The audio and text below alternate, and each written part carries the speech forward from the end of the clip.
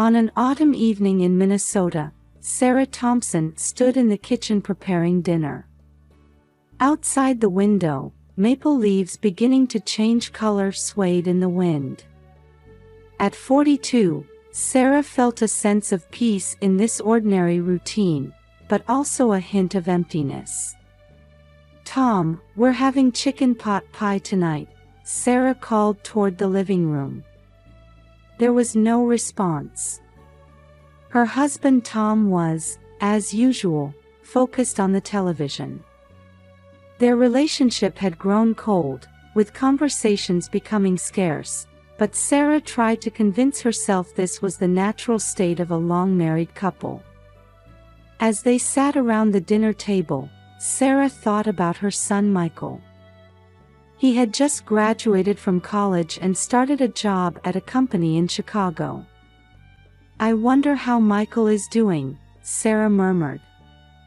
Tom only responded with a short "mm."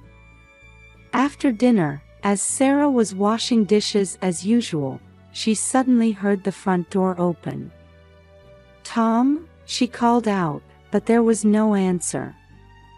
When she went to the living room, Tom was there. But he wasn't alone. Next to Tom stood a girl about 10 years old. The girl's figure was dimly visible in the darkened living room. Sarah was confused and speechless. "Sarah, we need to talk." Tom's voice was low, filled with tension. "Tom, who is this?" Sarah's voice trembled. Tom let out a deep sigh and said, "Emily." "You raise her," before heading towards the front door. "Tom." "Wait." "What do you mean?" Sarah desperately tried to stop her husband, but Tom opened the door and left without looking back. The sound of the door closing broke the silence. It was the moment Sarah and Emily were left alone. Sarah couldn't contain her shock and leaned against the wall. "Is this a dream?" "Yes, it must be a dream," she whispered to herself. However, the presence of the girl before her eyes forced her to face reality. Emily's small voice brought Sarah back to her senses. "I'm sorry." "Emily, right?" Sarah tried to smile gently, but her facial muscles wouldn't cooperate. And at that moment, Sarah gasped. As she stared intently at Emily's face, familiar features caught her eye. The color of those eyes, the shape of that nose, and the curve of that faint smile. As if looking in a mirror, there was a resemblance to her deceased sister, Lisa. Sarah's body began to tremble. The word "no way" escaped faintly from her lips. Emily looked up at Sarah with an anxious expression. "Emily, is your mother's name?" "Lisa." Sarah's voice was shaking. Emily nodded slowly. "Yes, but Mommy's not here anymore." At those words, something crumbled inside Sarah. It had been 5 years since Lisa's death. All this time, she hadn't known Lisa had a child. And now, that child was standing right in front of her. Sarah knelt down, lowering herself to Emily's eye level. "Emily, I'm your aunt. Lisa was my sister." Tears welled up in Emily's eyes. The two just stared at each other without words.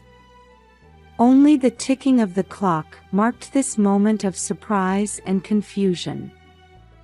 Sarah's mind was swirling with questions and emotions that kept surfacing one after another. Sarah took a deep breath, trying to calm her emotions. "Emily," standing before her, couldn't hide her exhaustion and anxiety. "Come on, Emily. Are you hungry? Would you like something to eat?" Sarah asked gently. Emily nodded timidly, and only the sound of their footsteps echoed in the quiet house as they headed to the kitchen. Sarah took cheese and ham out of the refrigerator and began making a simple sandwich. Meanwhile, Emily sat quietly at the kitchen table, fidgeting with the edge of her clothes with her small hands. "Here you go," Sarah said, offering the sandwich. Emily said, "Thank you," in a small voice and began to eat slowly. Sarah sat next to her, watching over Emily while trying to organize the questions that kept popping up in her head. After Emily finished eating, Sarah made up the guest room bed and said, "You can sleep here tonight. If you need anything, just call me, okay?" Emily crawled into bed and quickly fell asleep, exhausted. Sarah returned to her own bedroom and picked up her smartphone with trembling hands. She sent multiple messages to Tom, demanding an explanation, but they weren't even marked as read.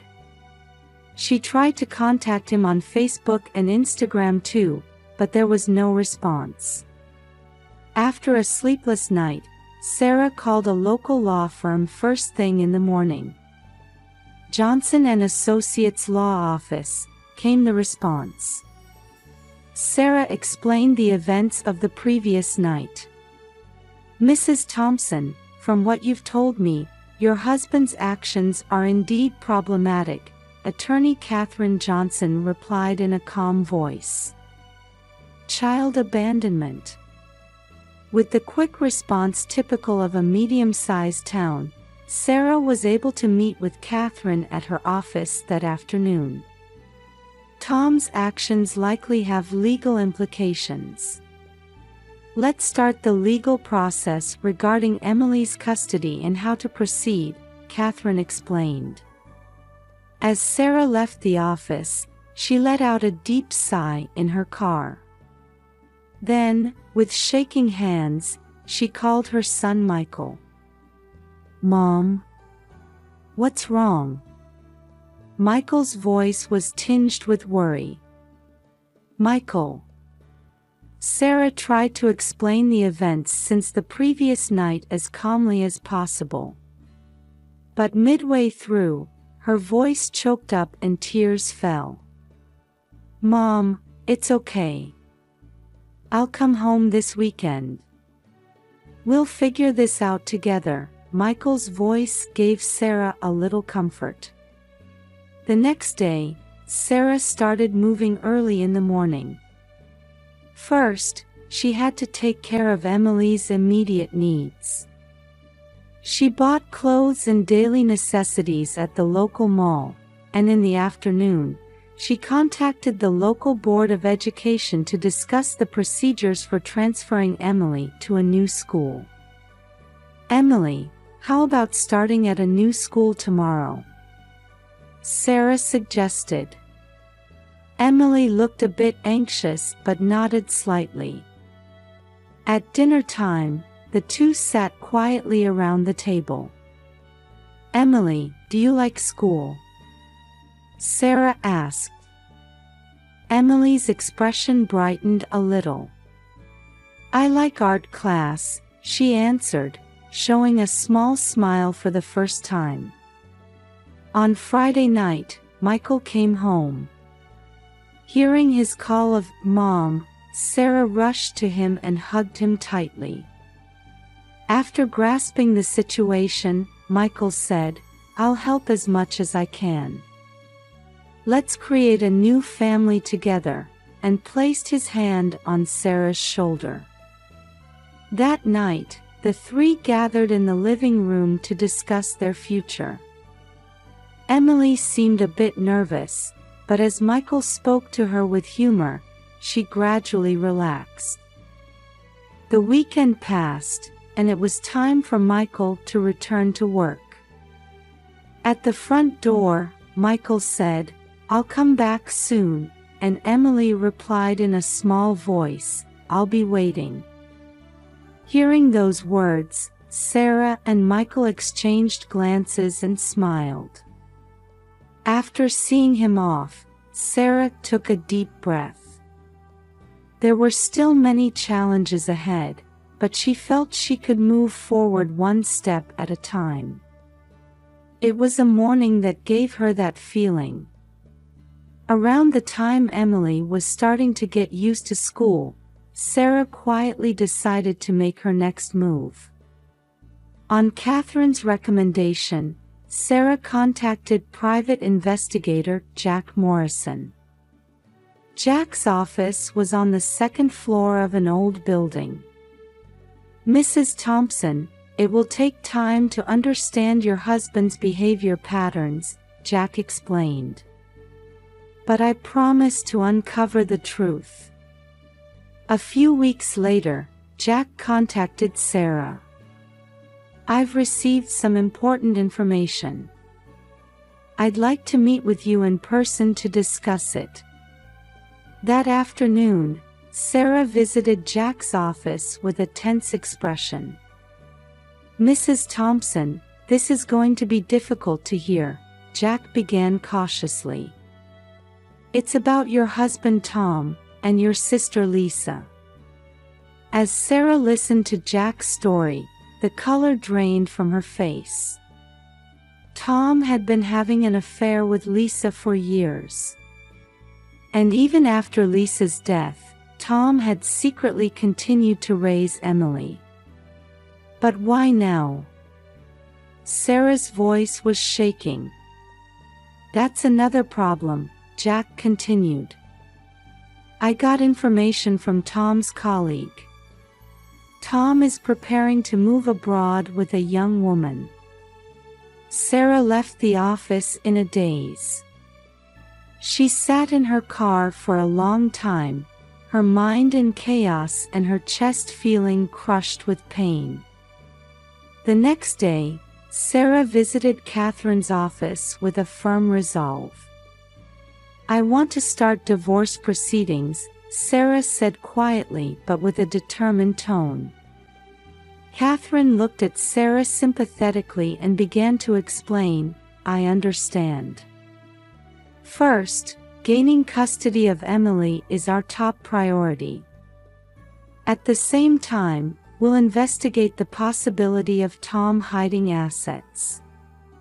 We'll seek a fair division of property." As the legal proceedings progressed, Sarah decided to take a step towards independence. She found a part-time job at the local library.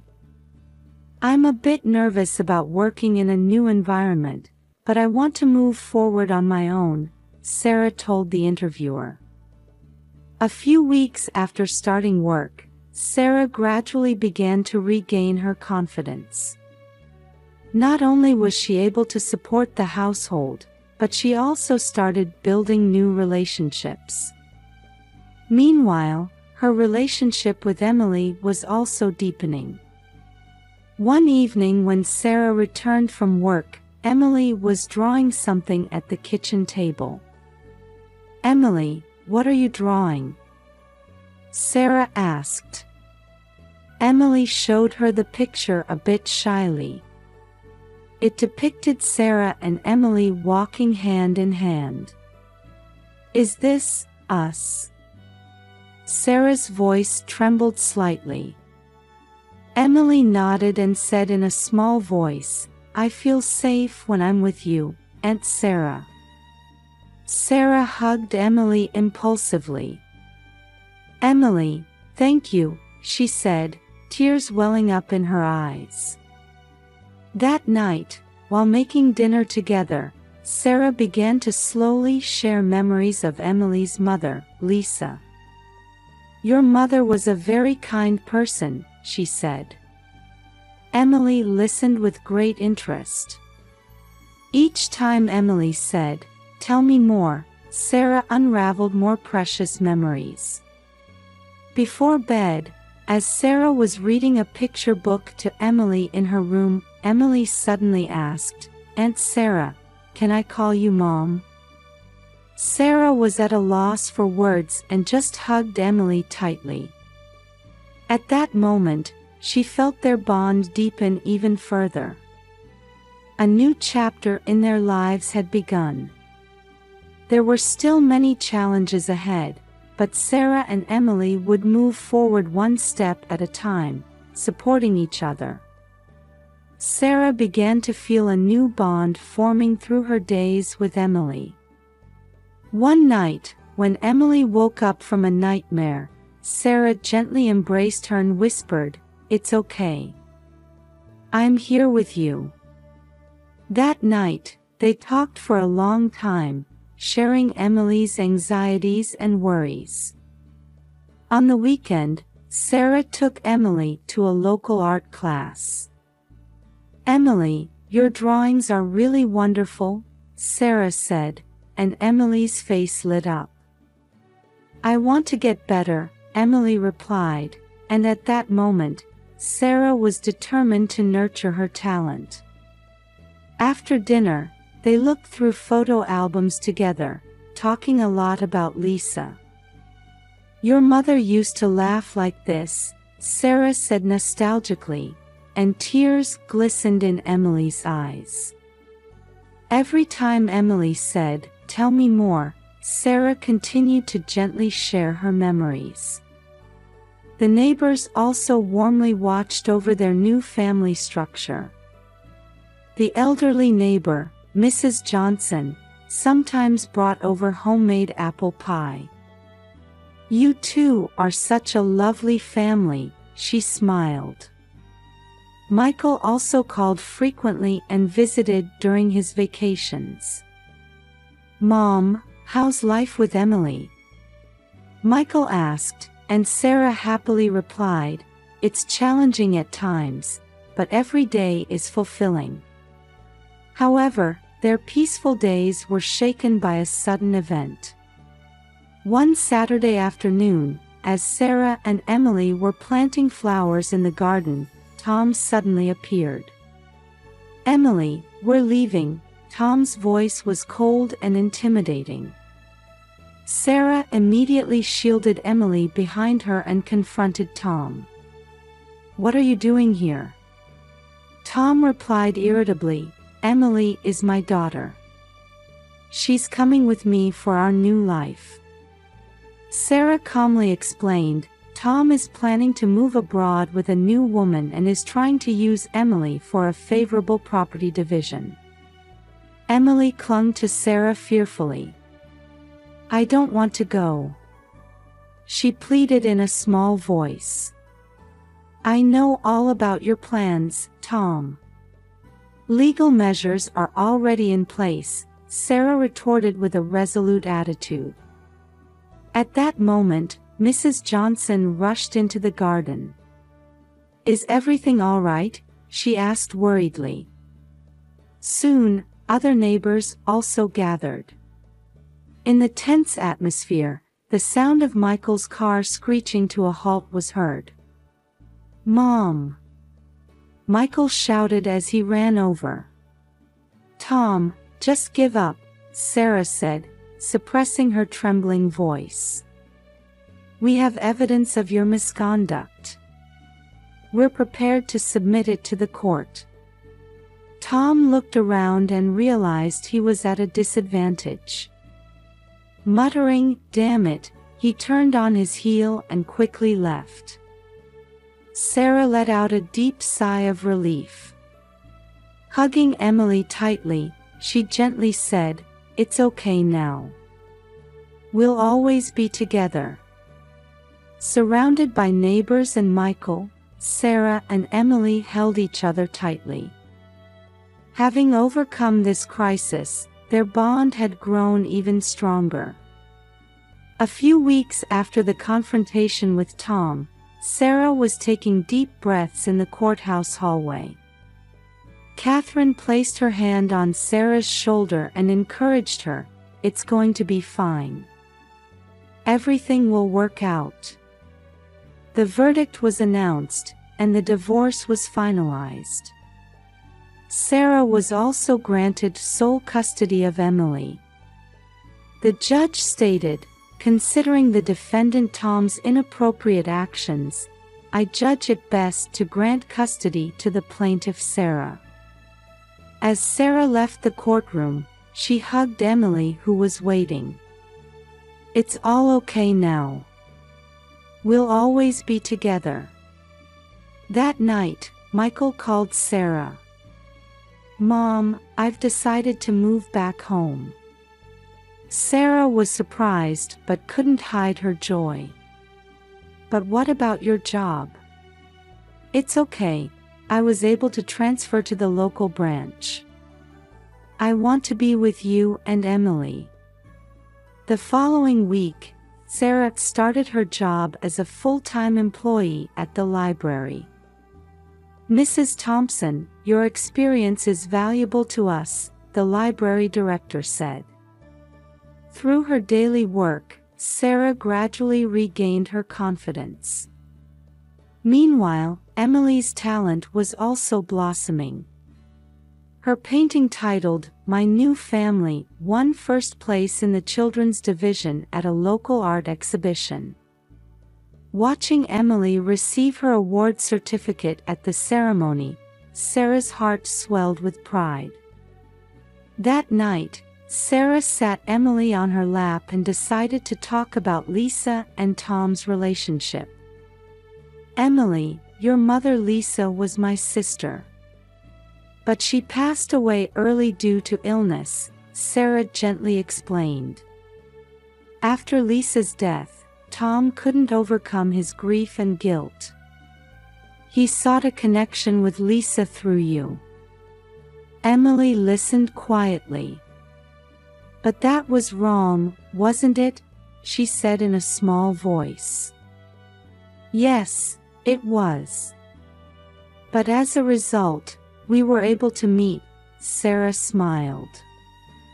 A year later, on a beautiful autumn Sunday with colorful foliage, Sarah, Emily, and Michael were enjoying a picnic in the park. "Hey, Mom," Emily called out. Sarah was surprised for a moment but was soon enveloped in a warm feeling. It was the first time Emily had called Sarah Mom. "What is it, Emily?" Sarah asked gently. "How's this drawing?" Emily showed her sketchbook. It depicted the smiling faces of the three of them. "It's wonderful," Sarah said, deeply moved. The drawing was later displayed at a local event called the Family Bonds exhibition, touching the hearts of many people. Sarah had begun local activities to support single mothers, using her own experiences. "I hope our experiences can be of help to someone," Sarah said. With Michael nodding beside her and Emily happily looking around, Sarah felt happiness. Their new life, having overcome difficulties, was set to shine even brighter.